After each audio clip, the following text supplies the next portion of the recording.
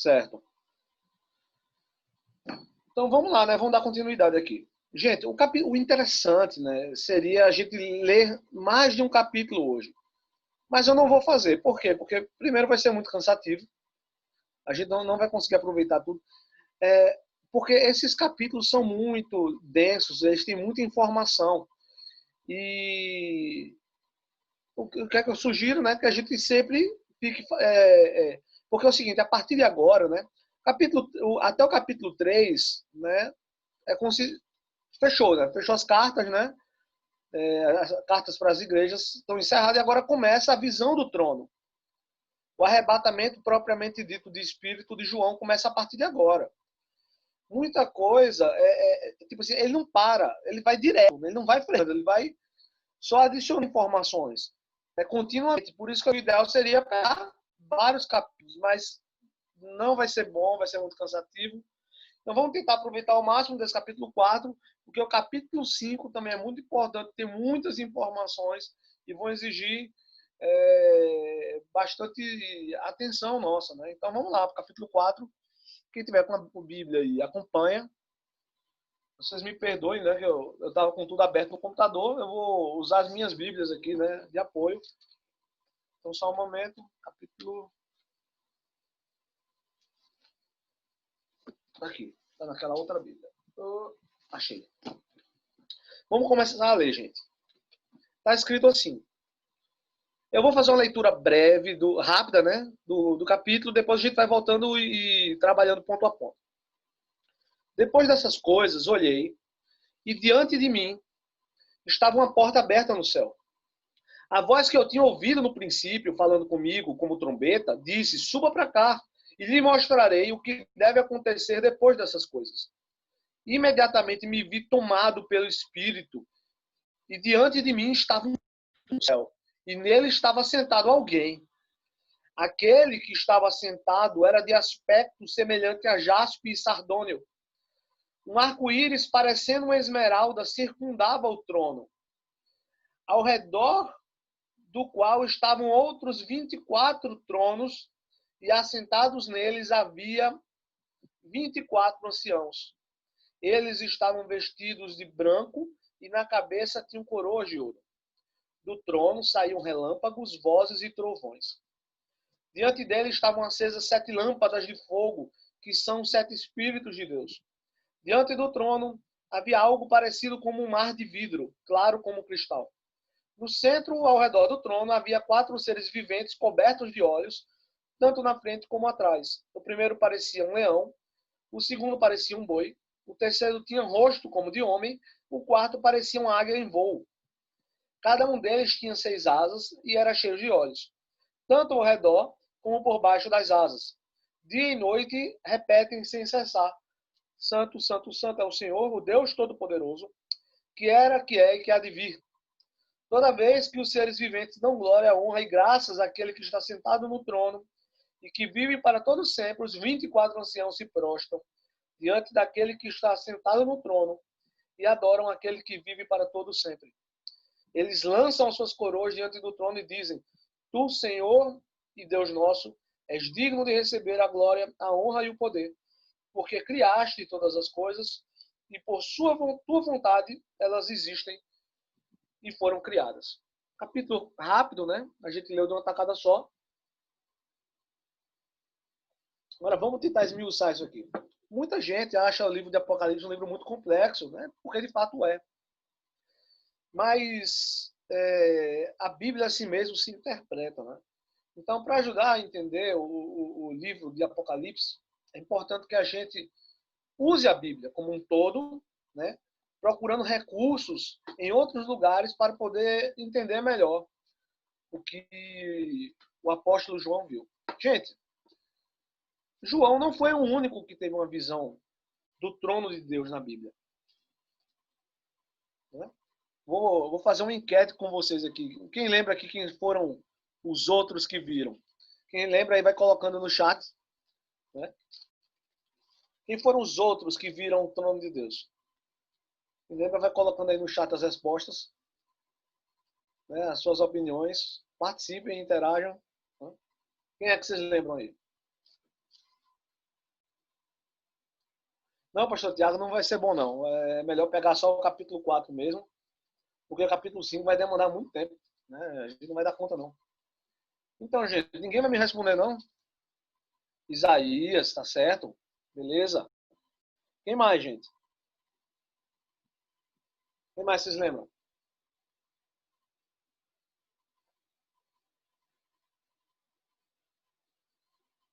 Pastor Walter tá escondendo o jogo, Pastor Walter. Coloca aí. Ezequiel. Daniel. Paulo. Paulo, será, né? Será? Gente, Ezequiel. vamos lá. Ezequiel viu o trono. Isaías também. João viu o trono. Daniel viu o trono. Talvez Paulo tenha visto. Ele disse que foi arrebatado. Mas ele não descreve o que viu. Só diz que eram coisas inefáveis. Mas a gente não sabe se ele viu ou não o trono.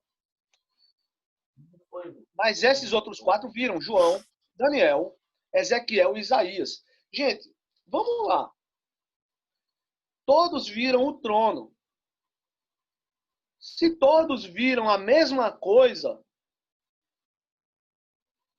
há de se crer que há coisas em comum, tem que ter coisas em comum naquilo que eles viram. Concordam comigo? O que é que vai mudar aí? É a percepção de cada um daquela visão. É isso que muda, a percepção, o ponto de vista, a perspectiva de cada um. Mas o que eles viram era a mesma coisa.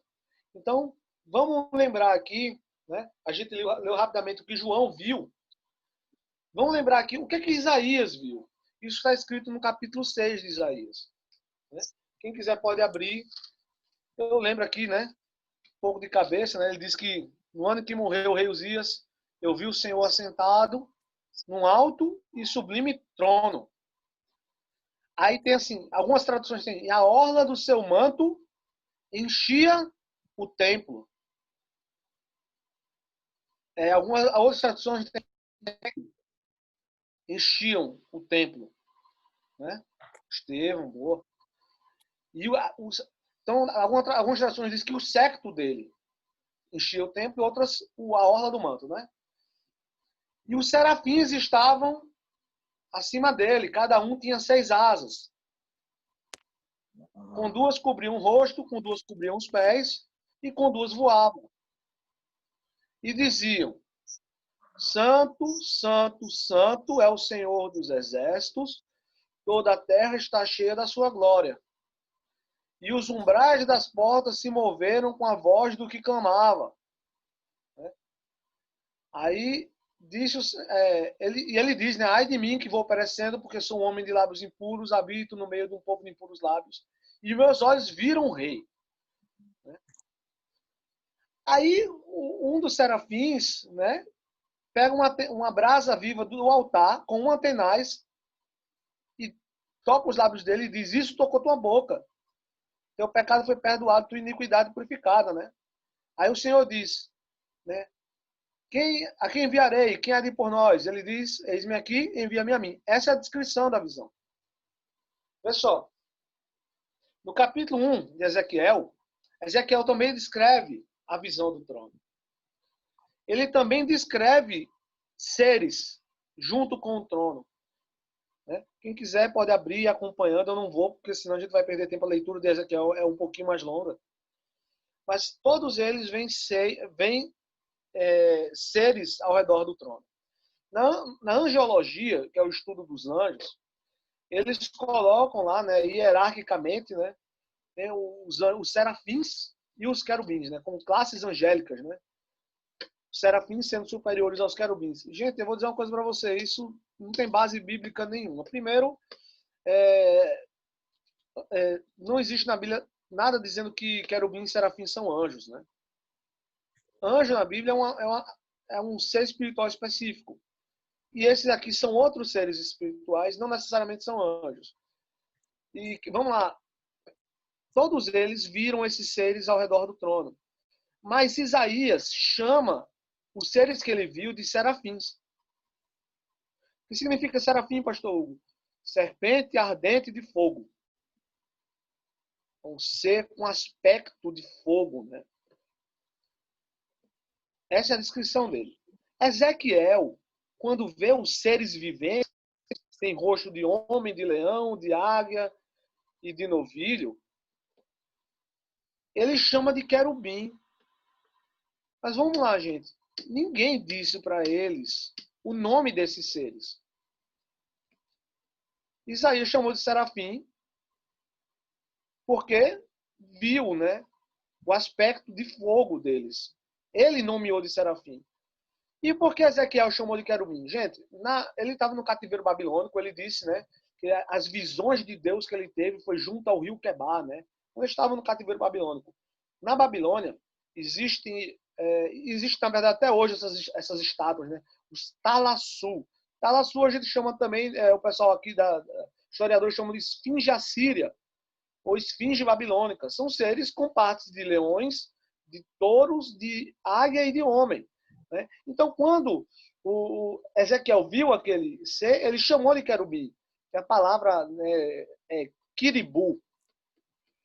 Então, quiribu e querubim têm a mesma raiz etimológica. Essa palavra também existia no Egito como querebe, que é a palavra usada para descrever a esfinge, ou seja, um ser antroposomórfico. Né? Então, o Ezequiel, quando viu aqueles seres, ele chamou de querubim baseado num ser que ele já conhecia de lá da Babilônia. Né? Então, João chama de quê? Chama de seres viventes. Ele não chama nem de querubim, nem de serafim. Mas se trata da mesma coisa. Né? Se trata dos mesmos seres. Se trata dos mesmos seres. O que muda aqui é a perspectiva de cada um deles. Né? O que é que eles perceberam, o que é que chamaram a atenção, né? Desses homens que estavam tendo essas visões. Então, gente, querubim, serafim, é a mesma coisa, são os mesmos seres. Né? O que mudou foi que cada profeta deu uma nomenclatura diferente, mas são os mesmos seres. Vamos deixar isso claro. Na Idade Média, gente, os querubins eram esculpidos, né, pelos artistas como bebezinhos alados, né? Muito por influência greco-romana e também porque a palavra parece, na tradução, com rapaz, rapazote, né? Então, eles descreveram o querubim como rapazote. Mas, na verdade, essa palavra querubim tinha quiribu, essa palavra babilônica, né? Então, gente, o que mais de comum nisso os profetas viram? Vamos lá. Quando o João viu o trono, ele vê esses seres, ele descreve com 6 asas a semelhança de Isaías. Isaías diz que esses seres falavam dia e noite, santo, santo, santo. Os seres de João, vistos por João, diziam a mesma coisa. Santo, santo, santo, né? É o Senhor Deus. Né? O que muda só é o Deus Todo-Poderoso, é o que ele diz depois. Em Isaías eles falam, toda a terra está cheia da sua glória. E aqui em Apocalipse eles dizem, aquele que era, que é e que há de vir. Então, na verdade, são o mesmo ser. Então, vamos continuar, né? Suba para cá e eu lhe mostrarei o que deve acontecer depois dessas coisas. João diz, imediatamente me vi tomado pelo Espírito, diante de mim estava um trono no céu, nele estava assentado alguém. É a mesma descrição que Ezequiel também faz. Ele vê os seres viventes, né? Ele olha, vê os seres viventes, e ele diz que acima dos seres viventes havia como um trono, e alguém assentado sobre esse trono. Então, o que é que a gente vai fazer aqui? A gente vai juntar as descrições para tentar formar uma imagem mental do que esses homens viram. João diz aqui, ó, aquele que estava sentado era de aspecto semelhante a jaspe e sardônio. Gente, quem puder, procura no Google, coloca jaspe sardônica. Né? Ele disse jaspe e sardônio. Algumas pessoas pensam que ele está falando de dois tipos de pedras diferentes. Na verdade, existe um tipo específico de jaspe, que é o jaspe sardônico. É uma pedra de tom avermelhado, marrom ou alaranjado. O que Ezequiel descreve? Ezequiel descreve que aquele que se senta no trono parece âmbar. Âmbar também é uma pedra, né? Uma pedra formada de resina fossilizada, mas também é uma pedra. E ela tem um aspecto alaranjado ou dourado. Né? Ambas as pedras têm um aspecto semelhante ao fogo. Quando Ezequiel descreve, ele diz, ó, daqui do torso, né? Da cintura para cima, ele tinha um aspecto de âmbar. E da cintura para baixo, ele parecia estar em chamas. Na visão de Daniel, que está escrito no capítulo 7, quando Daniel descreve o trono, ele diz que aquele que se assenta no trono é semelhante a um ancião de dias, né? Aquilo que a gente já falou nas aulas anteriores, né? Barbas brancas, cabelos brancos, mas ele parecia que saía debaixo dele um rio de fogo. Ezequiel também descreve isso, ele diz como se fosse uma bola em chamas, né? No centro daquela visão, né? Debaixo do trono, né? Chamas. Então, o que a gente consegue perceber aqui é que todos eles viram, né? Esse ancião de dias, de barbas brancas, cabelos brancos, mas a pele dele é de tons de fogo, né? Tons que variavam do vermelho ao dourado, né? Então vai formando essa imagem mental aí. E como eu já disse na aula, acho que foi essa aula anterior a outra, né? Que essa visão, esse arquétipo de Deus como um Senhor de barbas e cabelos brancos não está só presente na Bíblia. Né? Ela está presente em muitas culturas extra-bíblicas, né? Desde aqui da América pré-colombiana até a Ásia, o Deus onipotente, todo-poderoso, era descrito desse jeito, né? Barbas e cabelos brancos. A Bíblia diz que os cabelos brancos são uma coroa de glória. Vamos continuar aqui. Olha só. Um arco-íris, parecendo uma esmeralda, circundava o trono. Tem tradução que diz assim: e ao redor do trono estava o arco celeste. E a sua aparência era semelhante à esmeralda. Eu confesso, gente, que eu sempre achei difícil de entender. Como assim? Ao redor do trono tinha um arco-íris semelhante à esmeralda? Como assim? Se você for ler Ezequiel, fica muito mais claro de entender a visão. Ezequiel descreve aquele que está sentado no trono, mas ele também descreve o trono. E ele diz assim, o trono parecia berilo. Aí eu fui estudar, né? Aí eu descobri que, na verdade, a esmeralda é um tipo de berilo. É o berilo verde. Né? Então, eles estavam vendo a mesma coisa. O trono parece esmeralda. E Ezequiel disse, ao redor do trono havia o arco, o mesmo arco que aparece nos dias de chuva. É assim que ele descreve. Né? O arco celeste. Então, fica mais clara a visão. O trono parece esmeralda. Ao redor do trono, ele vê o arco celeste, as cores do arco celeste, né? Formando uma espécie de aura ao redor do trono e daquele que está sentado sobre o trono. Gente, eu confesso que quando você começa a juntar isso, forma uma imagem mental muito bonita, né? Sei que a gente não consegue imaginar com plenitude essa visão desses homens, né? Tanto que Paulo diz coisas inefáveis, né? Coisas indizíveis, coisas indescritíveis. Mas dá para a gente ter uma percepção de que visão gloriosa, né? Então, sentado sobre um trono de esmeralda, alguém com um aspecto chamejante, né? De barbas e cabelos brancos. E ele continua, né? E ao redor do qual estavam outros 24 tronos, né? Então, ao redor do trono de Deus, ele viu 24 tronos. E assentados nesses tronos, 24 anciãos. Eles estavam vestidos de branco e na cabeça tinham coroa de ouro. Gente, esses 24 anciãos, muita gente já especulou quem seriam. Né?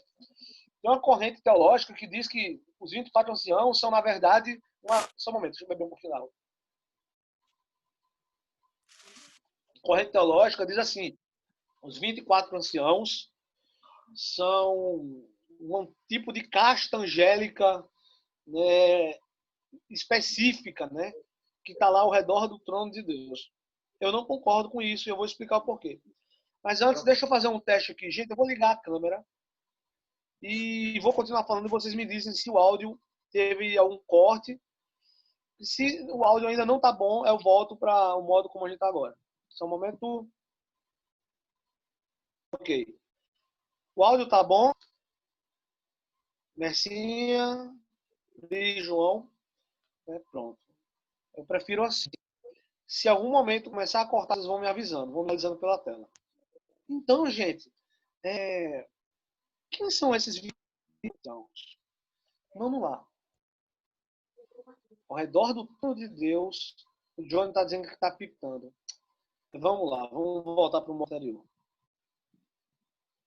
Ao redor do trono de Deus estão 24 tronos. Quem poderiam ser? Quem poderiam ser esses anciãos? Gente, a Bíblia dá para a gente algumas pistas. Vamos lá, deixa eu me agitar aqui. Gente, a Nova Jerusalém, a cidade onde está o trono de Deus, ela é a cidade, vamos dizer assim, a sede da igreja. Vamos explicar o que é a igreja, né? Pode ter alguém aqui que não esteja familiarizado profundamente, né? Quando a gente fala igreja, uma pessoa assim não tão informada acerca da Bíblia, pensa logo na construção ou na instituição, né? Igreja. Gente, em Hebreus, capítulo 12, o autor descreve a igreja como a Assembleia Universal. A igreja é a Assembleia Universal. A palavra igreja vem no termo eclesia. O que era a eclesia? A eclesia era uma assembleia que auxiliava o rei Basileu no seu governo. Basileu não é o nome do rei, viu, gente? É o tipo do rei. Existem dois tipos de rei, o tirano e o basileu. O basileu é o rei que governa pelo seu povo e para o seu povo. Quando a Bíblia fala de Deus como rei, ele sempre usa o termo basileu. O reino de Deus é a Basileia, né? Então, os termos usados para descrever o reino de Deus e o rei é esse, do rei que governa pelo seu povo e para o seu povo. O grupo de pessoas que auxilia, que são os representantes do povo, são a eclesia. Então, a igreja é o povo, né, que auxilia o rei em seu governo. Esses 24 homens são os representantes da igreja. São os representantes da eclesia, da assembleia que auxilia o rei no seu governo. É porque o rei precise de auxílio? É porque Deus precisa de auxílio? Não. É porque ele quer. Porque ele quer um reino compartilhado. Isso, gente, é fantástico, porque Deus, ele, apesar de ser todo poderoso, ele não deseja reinar sobre o universo como um tirano, mas como um basileu, que governa junto com o seu povo e para o seu povo. Então, esses 24 homens, eles são os representantes da igreja, sentados nas cadeiras do conselho. Por que 24? Aí está aí. Se você abrir 1 Crônicas, capítulo 24, você vai entender por que 24. No serviço do santuário, e antes de falar sobre isso, eu queria lembrar, está escrito em Hebreus, né? Na verdade, o autor de Hebreus, ele só cita, ele diz, tudo que Moisés fez no tabernáculo, ele fez segundo o modelo que viu no monte. Está lá em Êxodo 26. Tudo que tem no passado, no culto antigo, no tabernáculo e no templo, são sombras de mistérios que apareceriam no futuro e, na verdade, são sombras da realidade vista por Moisés no próprio céu. Vamos explicar ainda mais isso. No serviço do santuário, Davi estabelece 24 turnos e 24 príncipes para governar esses turnos. Isso é sensacional, gente. Né? 24 príncipes, que lá diz, são príncipes do santuário e príncipes de Deus. Está escrito assim. Guarda aí essa referência para você ler depois. Primeira Crônicas, capítulo 24. 24 príncipes de Deus, 24 príncipes do santuário para reger os 24 turnos de adoração que tinha no santuário de Deus. Daí o número 24. E quem poderiam ser? Se você abrir a sua Bíblia em Efésios capítulo 2, Paulo diz o seguinte, deixa eu ler aqui que é melhor, gente, porque esse pedacinho aqui é fantástico. Essa assembleia, essa eclesia, ela é composta por quem? Quem compõe a assembleia do povo de Deus? Aí a gente vai para Efésios para descobrir. Deixa eu abrir aqui, gente. Efésios capítulo 2. Viu? A partir do versículo 11. Lá aqui no capítulo 2, ele diz que Deus tinha um mistério. Ele guardou desde os tempos antigos. Aqui no versículo 11 do capítulo 2 de Efésios, Paulo diz, portanto, lembrai-vos de que outrora vós, gentios na carne, chamados incircuncisão por aqueles que se titulam circuncisos na carne, por mãos humanas, inacreditáveis sem Cristo, separados da comunidade de Israel e estranhos, ou seja, alheios às promessas, alianças das promessas, não tendo esperança e sem Deus no mundo. Mas agora, em Cristo Jesus, vocês que antes estavam longe, fostes aproximados pelo sangue de Cristo, porque Ele é a nossa paz, o qual de ambos fez um. E tendo derribado a parede de separação que estava no meio, a inimizade, aboliu na sua carne a lei dos mandamentos na forma de ordenanças, para que dos dois criasse em si mesmo um novo homem, fazendo a paz, e reconciliasse ambos em um só corpo com Deus, por intermédio da cruz, destruindo por ela a inimizade. E vindo, evangelizou paz a vós outros que estavais longe, vós outros que? Os gentios, os não-judeus. E paz também aos que estavam perto, ou seja, aos judeus. Porque por ele, ambos temos acesso ao Pai em um só Espírito. Assim, vocês não são mais estrangeiros, nem peregrinos, mas concidadãos dos santos e sois da família de Deus. Grava isso, eu vou continuar. Gente, a igreja, ela é composta de dois povos. Os judeus e os gentios, os não-judeus. O povo do Velho Testamento e o povo do Novo Testamento. Paulo usa em Romanos a comparação da oliveira enxertada. A raiz é a oliveira e a copa é a oliveira brava que foi enxertada na oliveira. Nós, não judeus, fomos enxertados no povo de Deus. A nossa raiz é judaica. A nossa raiz está no Velho Testamento, mas a nossa copa está no Novo, na nova aliança. De dois povos distintos, um povo que tinha as alianças de Deus, as promessas, e outro que estava alheio, Deus juntou e fez um povo só. Na cidade celeste, a Nova Jerusalém, a capital da igreja, ela possui 12 portas, que tem o nome dos 12 príncipes de Israel, mas os seus alicerces são os 12 apóstolos do Cordeiro. Ou seja, 12 de Israel, 12 da igreja.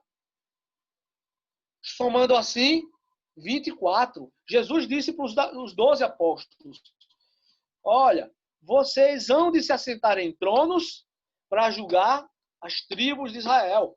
Então, a promessa de se assentar em tronos já tinha sido feita aos apóstolos. Quem seriam esses 24? Olha que, vamos continuar aqui, Efésios, capítulo 2, versículo 20. A família de Deus é edificada sobre o fundamento dos apóstolos e profetas, sendo ele mesmo Cristo a pedra angular, no qual todo edifício bem ajustado cresce para santuário dedicado ao Senhor, no qual também vós juntamente estáis, sendo edificados para a habitação de Deus no Espírito. Então, gente, qual é a base da igreja? Os profetas e os apóstolos. Quem eram os profetas? Os profetas eram os representantes dos judeus. E os apóstolos, os representantes da igreja dos gentios. Então, gente, 12 de cada. Quem são esses 12 representantes do velho pacto? Não sei quem são as pessoas. mas são pessoas ligadas aos judeus. Provavelmente 12 profetas. Nós estamos edificados, os representantes da igreja são os profetas e os apóstolos. Essa é a nossa base, os profetas e os apóstolos.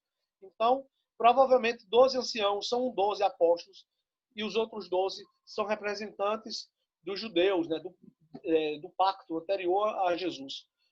E como esses homens foram parar aí, né, existe uma especulação. A Bíblia diz que quando Jesus ressuscitou, muitos dos santos da antiguidade ressuscitaram. E eles andaram por Jerusalém, ou seja, eram pessoas que estavam enterradas ali. Você, Jerusalém, que mata os profetas, né? Eram pessoas que estavam sepultadas em Jerusalém. E essas pessoas ressuscitaram com Jesus. E Efésios, mais adiante, capítulo 4, diz que Jesus, ao ressuscitar, ele trouxe consigo, levou o cativo o cativeiro. Né? Ele trouxe consigo esses homens do cativeiro da morte. Né? Então, provavelmente, 12 homens, 12 santos do passado e 12 apóstolos do Cordeiro, formando assim o grupo dos 24 anciãos que representam a igreja, a Assembleia Universal, né? O Conselho de Deus, junto com o qual ele governa o universo. E isso é de arrepiar, gente. Isso é uma coisa extraordinária. Né?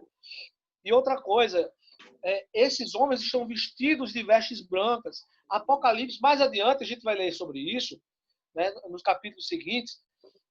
O que são as roupas brancas? Essas roupas brancas são dadas aos santos. Né? É o símbolo da vestidura da igreja. São as roupas da igreja. Né? E essas coroas? Está profetizado nos Salmos. Está escrito assim: quem é o homem para que dele te lembres?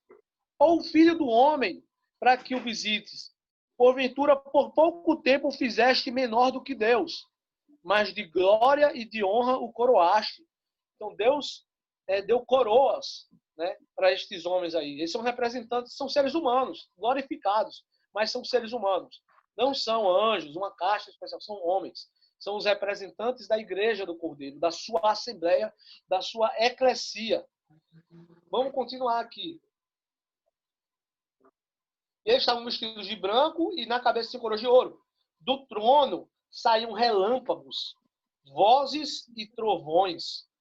Diante dele estavam acesas 7 lâmpadas de fogo, que são os 7 Espíritos de Deus. Pastor, quem são os 7 Espíritos de Deus? Isaías capítulo 11 diz quem são os 7 Espíritos de Deus. Eu já li isso em algumas aulas anteriores, mas não tem problema nenhum, eu vou ler com vocês mais uma vez. Vou abrir aqui Isaías capítulo 11, a partir do versículo 1. Só um momentinho. Aqui.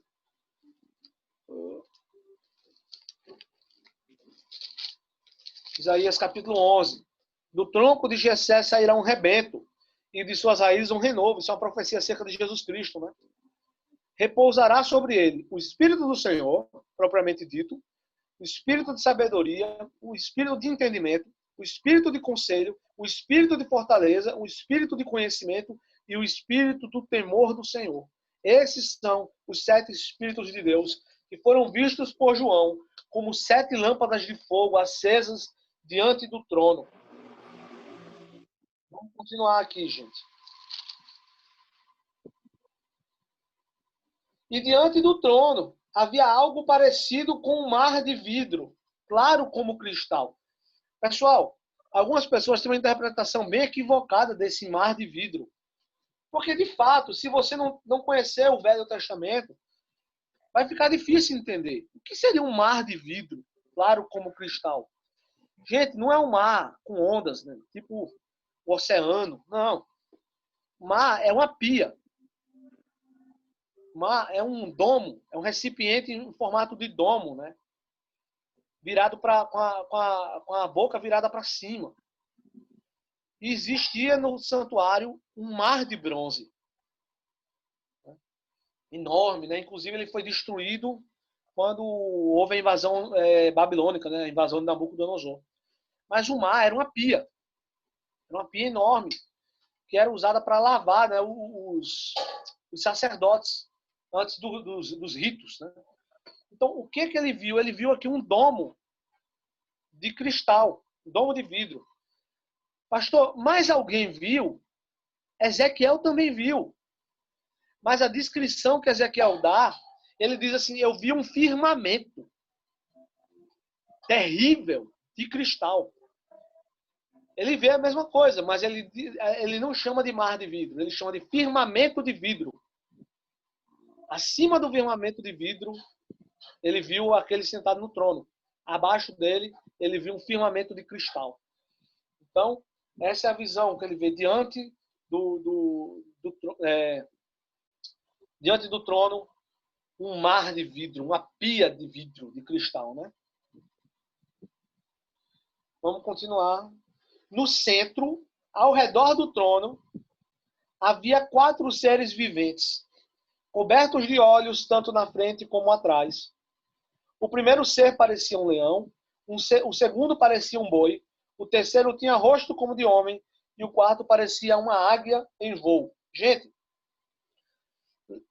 lá desde o ano 60 da era cristã, os cristãos já tinham uma interpretação acerca do ser visto por Ezequiel, né? Mas, perdão, 60 não, no sexto século, não era cristão, né? Eles tinham uma interpretação disso aqui. Eu vou compartilhar com vocês.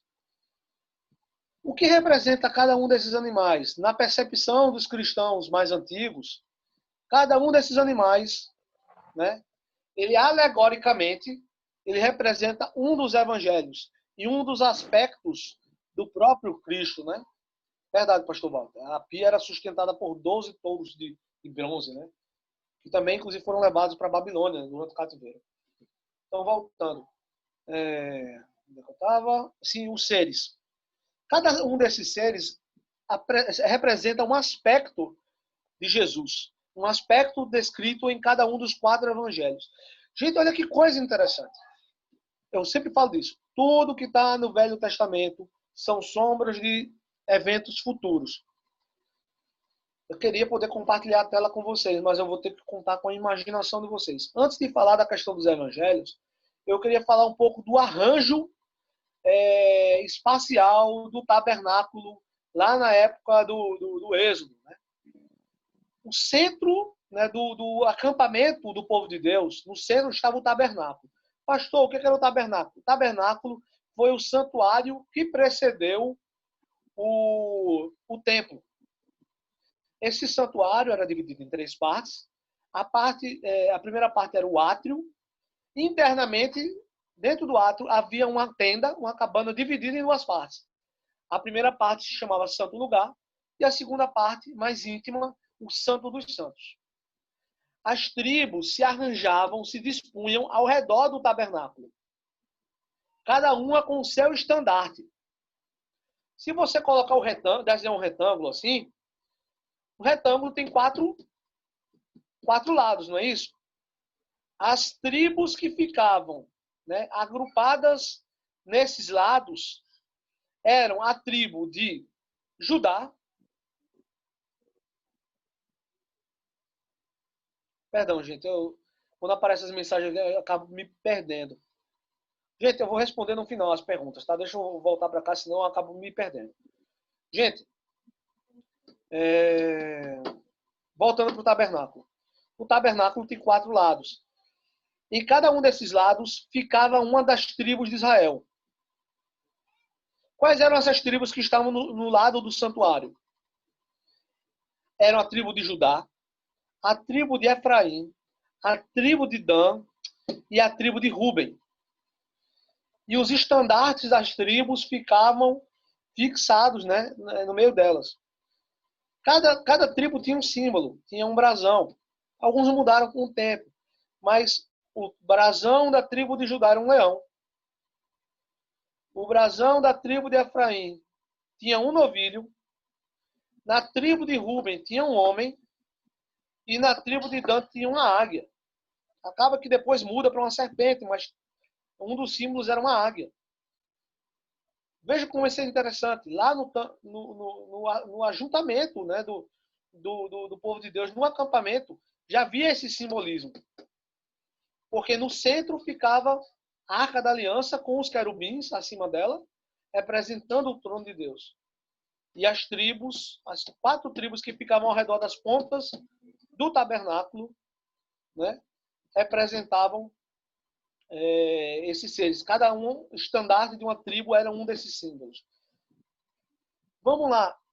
Voltando para a comparação com os evangelhos. Cada um desses animais, os cristãos acreditavam assim, eu também acredito, faz muito sentido, embora a Bíblia não seja clara sobre isso, representa um aspecto de Jesus, descrito em cada um dos evangelhos. Quais são os 4 evangelhos? Mateus, Marcos, Lucas e João. O evangelho de Mateus, ele representa, simboliza o leão. Por quê? O evangelho de Mateus apresenta Jesus como um rei. A linhagem que está lá é a linhagem real, né? E Jesus é apresentado como rei, né, no evangelho de Mateus. No evangelho de Marcos, Jesus é apresentado como o servo de todos, o filho do homem que veio para servir, não ser servido, simbolizando o novilho, né, o boi, que é o servidor. O evangelho de Lucas apresenta Jesus como um ser humano, como um filho do homem, representando assim a face de homem dos seres viventes.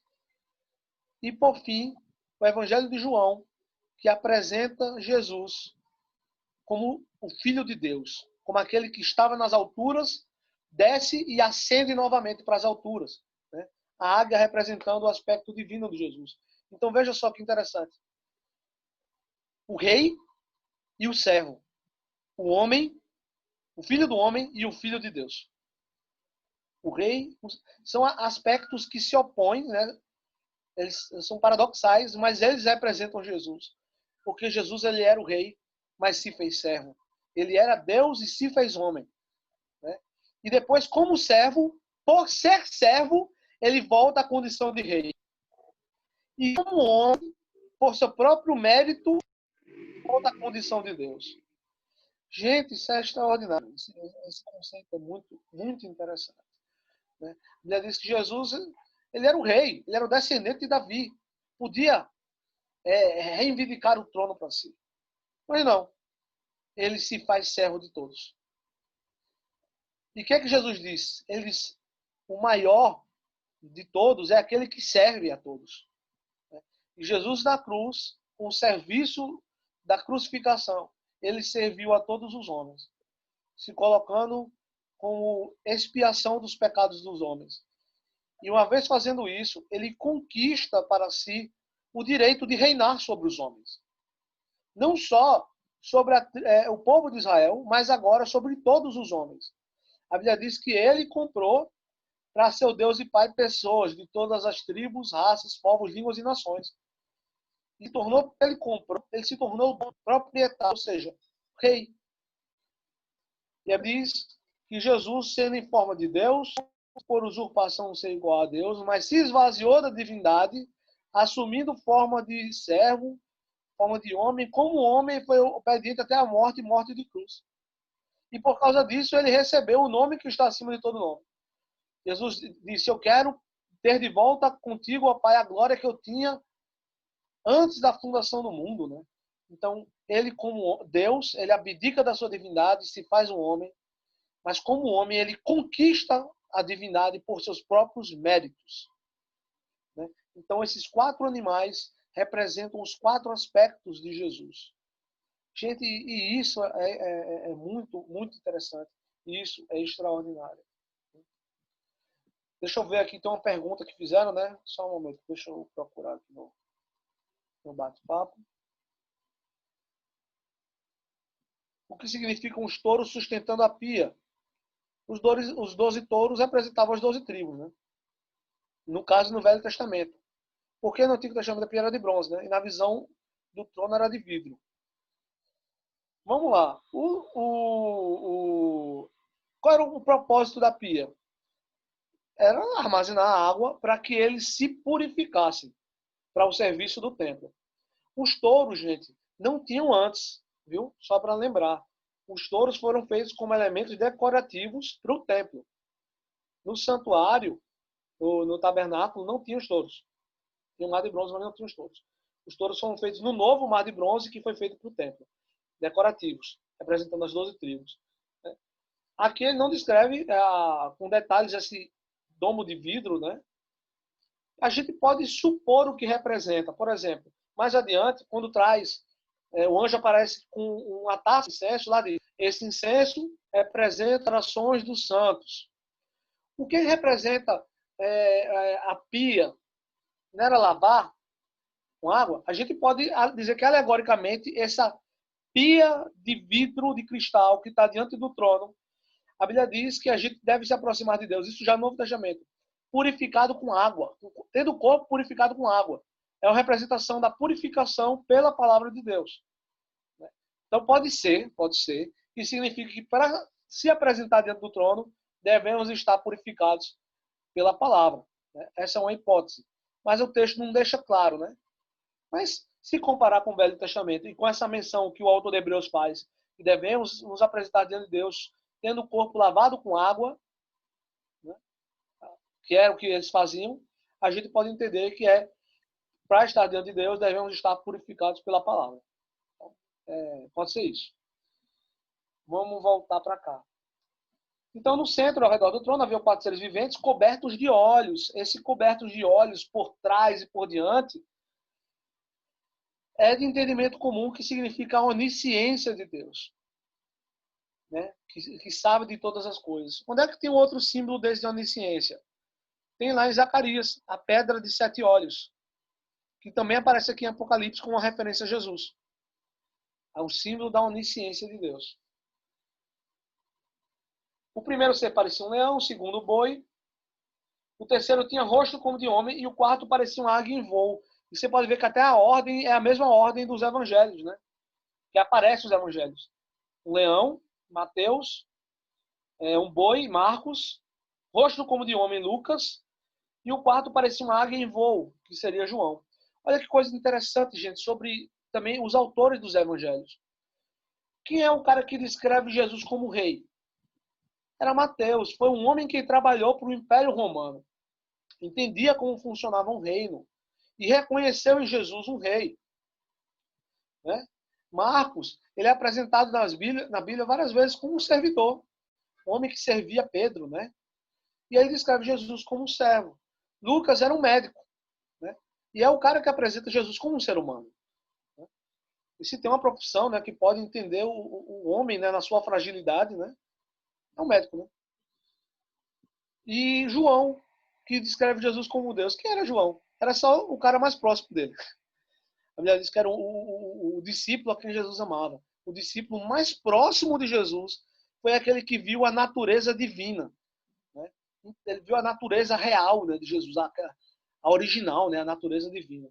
João, simplesmente o cara mais próximo de Jesus. Né? Agora eu vou fazer um paralelo bobo aqui, né, mas isso me lembra um personagem chamado Saga, né, o homem mais próximo de Deus. Quem lembra aí, né? Alguém fez uma pergunta, deixa eu ver.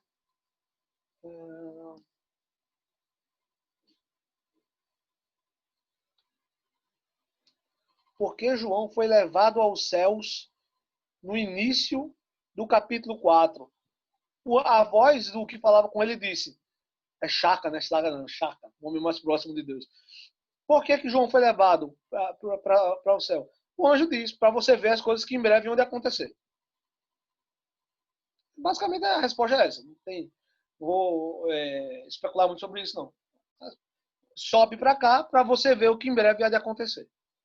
Vamos voltar para cá. Sim, cada um deles tinha 6 asas, uma referência clara, né, o serafim de Isaías. Mas Isaías não viu o rosto, obviamente, porque o rosto estava coberto. Naquela visão dele, o rosto estava coberto com asa. Né? Cada um deles tinha 6 asas e era cheio de olhos, tanto ao redor, por baixo das asas. E de dia e de noite repetem sem cessar a mesma coisa que acontece em Isaías. Eles dizem, santo, santo, santo é o Senhor Deus Todo-Poderoso. Gente, eles não dizem santo uma vez, eles não dizem 2 vezes, eles não dizem 4 vezes. Eles dizem 3 vezes. Não está aqui à toa. Podia ser 2, podia ser 4, mas não, foi 3. Por que 3? O 3 na Bíblia, ele é sempre um símbolo divino. Ele representa a trindade, né? As 3 subsistências de Deus. E o Todo-Poderoso, aquele que era, que é e que há de vir mais uma vez. 3, né? Representando aqui, no caso, passado, presente e futuro. Aquele que era, que é e que há de vir. Então, Deus, como um ser triuno, com seus 3 aspectos, as suas 3 subsistências. Né? Deus como Pai, Deus como Filho. O que é o Filho? É Deus no universo. E Deus como Espírito, aquele que une e mantém coesa todas as coisas. Deixa eu ver aqui, parece que fizeram outra pergunta. Chácara cego? Chácara cego, sim. Vamos lá. Não era não? Mas ele usava uma bandana, né? Vamos voltar para o assunto aqui, sair dos Cavaleiros do Zodíaco, né? Bom, toda vez que os seres viventes dão glória, honra e graças àquele que está sentado no trono e que vive para todo sempre. Gente, vou parar um pouquinho aqui. Vou parar um pouquinho. Olha a descrição que João dá. Aquele que está sentado no trono vive para todo sempre. Gente, vamos voltar um pouquinho lá para o capítulo 1 de Apocalipse. No capítulo 1 de Apocalipse, né, João vê Jesus. Versículo 17. Quando o vi, caí aos seus pés como morto. Então ele colocou sua mão direita sobre mim e disse, não tenha medo. Eu sou o primeiro e o último. Sou aquele que vive. Estive morto, mas agora estou vivo para todo o sempre. Olha a descrição aqui que João dá. Que está sentado no trono e que vive para todo o sempre. Jesus diz o seguinte, ó, no capítulo 3, se eu não me engano. Eu estou assentado no trono com o meu Pai. Deus, gente. Ninguém nunca viu a Deus. A Bíblia deixa bem claro, ninguém viu a Deus. Ninguém nunca viu a Deus. Mas o Filho de Deus foi quem o revelou. Paulo diz, Deus é aquele que habita na luz inacessível. Quem era aquele que João viu assentado no trono? Ele viu o próprio Jesus assentado no trono, com uma figura do Pai. E isso, gente, é fantástico, viu? Isso é fantástico. Ninguém nunca viu a Deus. Mas é o Filho de Deus quem o revela. O Filho de Deus está escrito em Hebreus capítulo 1. Ele é a exata imagem de Deus no universo. Ele expressa a imagem do ser invisível de Deus. Deus não tem forma humana, mas ele assumiu a forma humana nascendo como homem. E uma vez que ele nasceu como homem, ele adquire essa forma para todo sempre. É muito legal. O pastor Tiago costuma falar, a gente só tem comunhão com quem é semelhante a nós. Nós nunca teríamos comunhão com Deus em sua natureza infinita e transcendental. Mas ele assumiu a forma de servo, ele ficou como nós. Agora nós podemos ter comunhão com Deus como nunca antes. Porque ele assumiu a nossa semelhança. E isso é muito legal, porque Deus nos criou a sua imagem e semelhança. Preste atenção. Deus nos criou a sua imagem e semelhança. E depois ele se fez a nossa imagem e semelhança. Isso é muito interessante. É paradoxal, mas é interessantíssimo. Deus nos fez a sua imagem e semelhança. E depois se fez a nossa imagem e semelhança. Deus se fez homem para depois fazer com que o homem elevasse a sua categoria. Deus se fez servo para fazer dos servos reis. Sabe? Isso é um conhecimento extraordinário, né? A obra que Deus pretendia fazer conosco desde o início. Então, santo, santo, santo é o Senhor, o Deus Todo-Poderoso, que era, que é e que há de vir. E ele, toda vez que eles dão glória, honra e graças, vê só, glória, honra e graças, 3 aspectos, né? Glória, honra e graças. Mais uma vez, aquele que está sentado no trono e que vive para todo sempre, os 24 anciãos se prostram diante daquele que está e adoram aquele que vive para todo sempre. E eles lançam as suas coroas. Isso é muito legal. Eles recebem de Deus coroas, mas eles pegam essas coroas e lançam. Eles jogam essas coroas. Vocês conseguem imaginar essa cena? Que cena forte? Um rei tirando a sua coroa e jogando no chão. Aqui eles tiram as suas coroas e lançam diante do trono. Ou seja, eles estão dando toda a glória a Deus. Ele é o rei dos reis. E estes reis aqui tiram as suas coroas e jogam as coroas diante do trono. E eles dizem, né? Tu, Senhor e Deus nosso, és digno de receber a glória, a honra e o poder. Mais uma vez, três, né? Três aspectos. Porque criaste todas as coisas. E por tua vontade elas existem e foram criadas. A gente encerra aqui o capítulo 4. Eu não vou, gente, falar do capítulo 5, mas eu quero só falar algumas coisas que são importantes que compreender o capítulo 4. Vê só.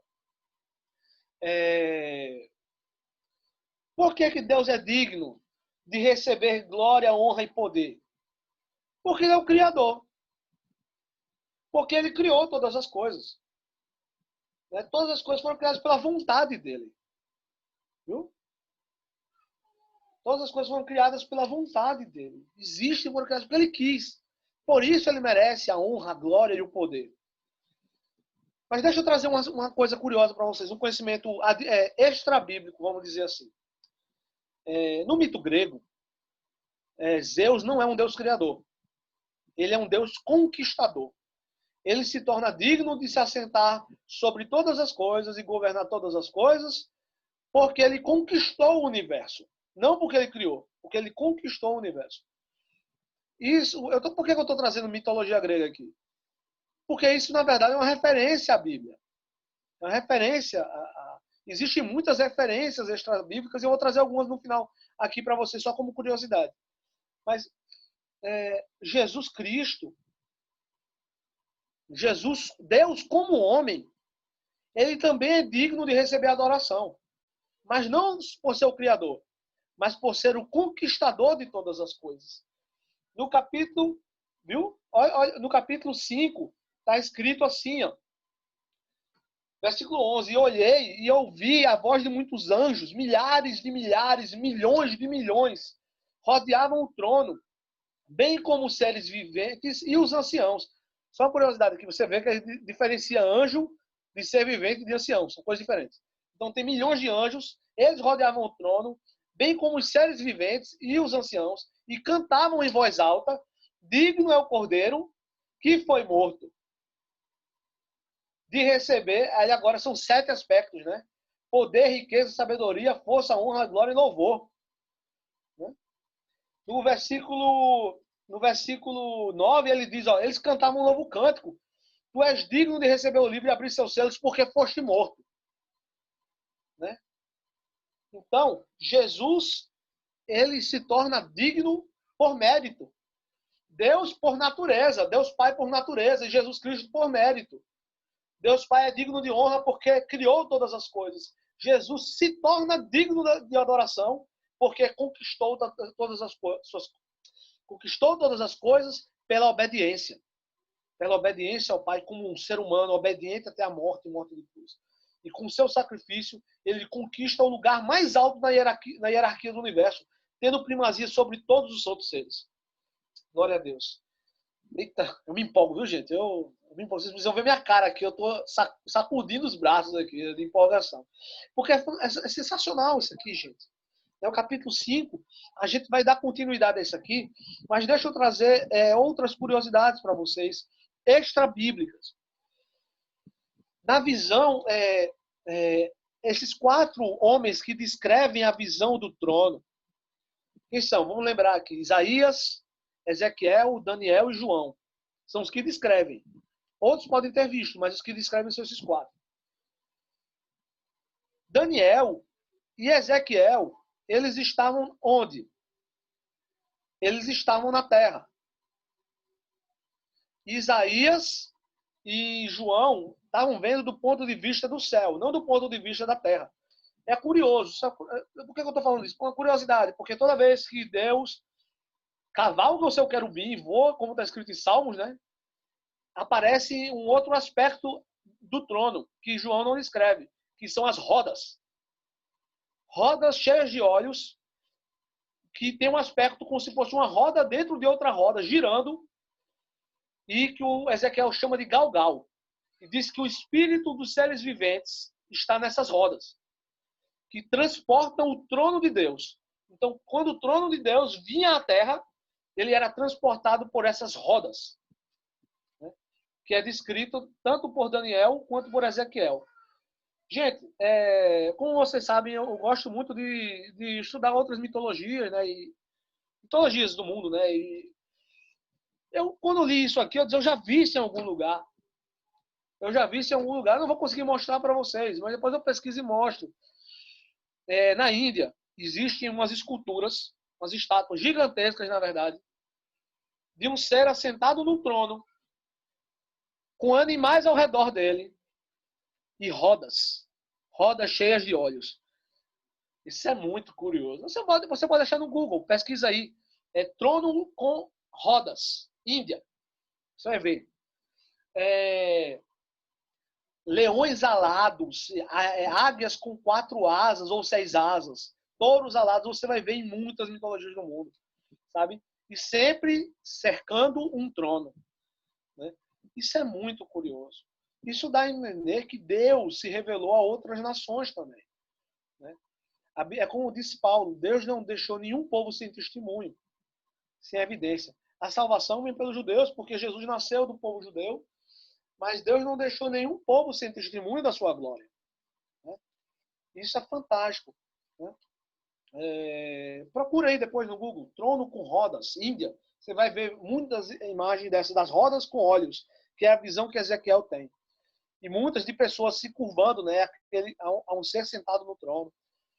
Geralmente, as ilustrações que a gente vê, viu, pessoal, dessas imagens de Apocalipse são muito baseadas numa perspectiva ocidental da coisa. Então, quando a gente pensa em trono, a gente pensa num trono estilo europeu, estilo os reis da Idade Média. Quando a gente pensa em séquito, em santuário, geralmente a gente vê tudo com olhos de ocidental. Mas essas pesquisas de outras culturas ajudam a gente a perceber que, de repente, eles viram coisas bem diferentes do que os artistas ilustram, né? Eu até estava brincando com Simone. Isso aqui, gente, não é só curiosidade, não é conhecimento teológico, é só curiosidade.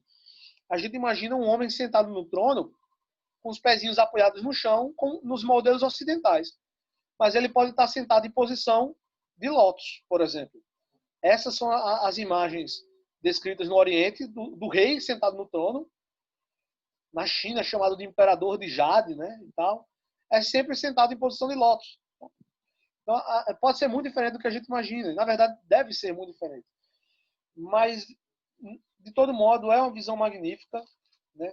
Tem muitas referências aqui ao resto da Bíblia, ao que outros homens de Deus viram. E é isso, gente, por hoje, né? Eu gostaria de ficar falando, né, dessas coisas mitológicas aqui, mas eu acho que é só curiosidade, não acrescenta tanto assim. Então, quem quiser saber, depois me pergunta. Por hoje é só. Que Deus abençoe vocês. Se alguém quiser acrescentar mais alguma coisa, deixa eu ver aqui se tem alguma pergunta que eu não tenha visto. Ainda tem muito mais para se descortinar, ainda tem muitos capítulos ainda. Deus abençoe aí. Pronto. Se alguém tiver alguma pergunta, pode fazer agora. Eu vou passar a bola aí para o pastor Tiago, quiser comentar alguma coisa, para o pastor Walter. Eu acho que é só, gente. Por hoje é só. Agradeço a oportunidade. Deus abençoe. Pastor, show de bola, irmão. Viu? Você é realmente diferenciado. Obrigado pela lição, pela pesquisa que você fez. O pastor Walter levantou a mãozinha, né? Assim, eu vou passar para o pastor Walter, que ele tem uma coisa para falar. Mas só deixa eu falar uma coisa. Pastor Hugo, semana que vem você continua, irmão, vê o estudo, porque o capítulo 4 e o 5 são o mesmo cenário, né? Então é interessante você dar continuidade, viu? Em vez de eu pegar, né, o próximo capítulo, você acho que fica bacana. Aí o capítulo 6, que são os 6 primeiros selos, eu pego, né? E aí a gente vê como é que vai fazendo. Mas é importante na próxima semana você continuar, viu? Passar aqui para o pastor Walter. Bom, eu não vou falar. Bom dia, pessoal. Eu não vou falar nada sobre esse profissional, sabe? O leão, a águia e o touro. E a serpente. Mas a serpente é sempre colocada um elemento à parte. A Bíblia diz que Satanás é a antiga serpente. E Ezequiel descreve que ele era querubim guardião. Então, talvez, isso é só hipótese, Satanás tem um quinto ser vivente. A serpente, né? O ser que representa a serpente. Na linguagem comportamental também existe a serpente. Né? Mas isso aí fica para outra conversa. Mas esses seriam 5 animais. Um caiu e outros 4 permanecem. Né?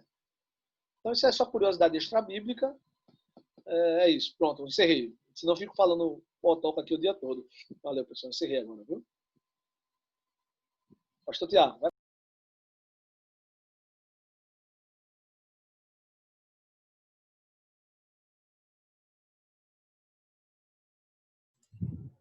Muito bom, pastor. Então, pessoal, se alguém tiver mais alguma coisa para falar ou para perguntar, eu tenho as perguntas, pastor Hugo, mas vou deixar para outros momentos, porque teremos outros capítulos, né? Onde ele vai poder falar desses pontos que eu pensei aqui. Amados, esse capítulo é maravilhoso, porque ele traz a visão do trono e cada detalhe, como o pastor mostrou, né? Cada detalhe ele tem um significado, né? Ele tem um significado na própria Escritura, no Antigo Testamento, e ele traz mensagens para a gente. Então, essa explicação que ele traz um entendimento mais amplo, mais completo, né, do que está sendo dito ali. Né? Então, muito bom, importante a gente ter esse conhecimento.